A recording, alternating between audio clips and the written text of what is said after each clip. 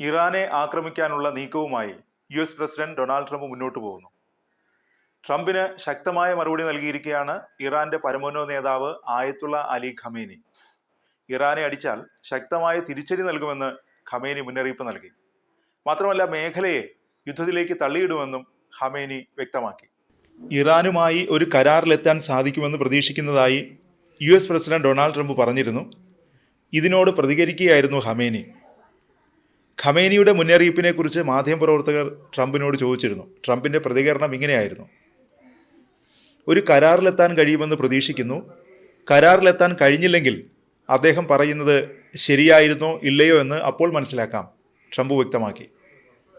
1979 Islamic റിപ്പബ്ലിക്കിൻ്റെ വാർഷികാഘോഷങ്ങളുടെ ഭാഗമായി രാജ്യത്തെ അഭിസംബോധന ചെയ്ത് സംസാരിക്കുമ്പോഴായിരുന്നു ട്രംപിന് ഖമേനി മുന്നറിയിപ്പ് നൽകിയത്. US-ന്റെ താൽപ്പര്യം എണ്ണ, പ്രകൃതിവാതകം, മറ്റ് ധാതുസമ്പത്ത് എന്നിവയിലാണ്. ഖമേനി തുറന്നടിച്ചു.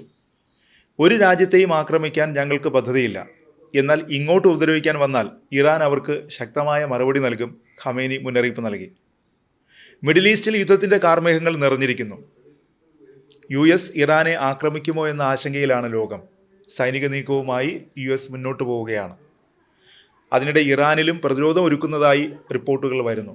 ഇറാന്റെ ആണവ കേന്ദ്രങ്ങളാണ് ഇസ്രായേലും US-ഉം എപ്പോഴും ലക്ഷ്യമിടുന്നത്. ഇറാന്റെ ആണവ വൈദഗ്ധ്യം ഇല്ലാതാക്കാൻ കഴിയില്ലെന്നാണ് സൈനിക മേധാവി അമീർ ഹതാമി പറയുന്നത്. ഇറാന്റെ സായുധസേന അതീവ ജാഗ്രതയിലാണ്.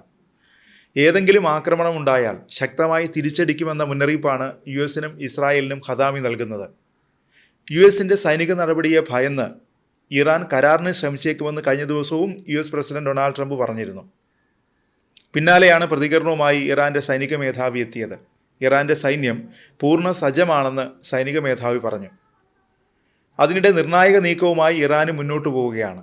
ഇസ്രായേലിൻ്റെയും US-ൻ്റെയും വ്യോമാക്രമണത്തിൽ തകർന്ന പ്രധാന ആണവ നിലയങ്ങളിൽ പുതിയ മേൽക്കൂരകൾ സ്ഥാപിച്ച് സാറ്റലൈറ്റിൽ നിന്നുള്ള ദൃശ്യങ്ങൾ മറക്കുകയാണ് ഇറാൻ.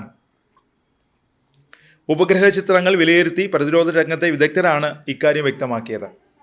ഇസ്ഫഹാൻ, നടാൻസ് എന്നീ ആണവ നിലയങ്ങളിലാണ് ഈ പുതിയ പ്രവർത്തനങ്ങൾ നടക്കുന്നത്. ജൂണിൽ ഇസ്രായേലുമായി ഉണ്ടായ 12 ദിവസത്തെ യുദ്ധത്തിൽ തകർന്ന കെട്ടിടങ്ങൾക്ക് മുകളിലാണ് പുതിയ മേൽക്കൂരകൾ ഉയർന്നിരിക്കുന്നത്. ഇതോടെ ആകാശത്തു നിന്നുള്ള നിരീക്ഷണം അസാധ്യമായിരിക്കുന്നു.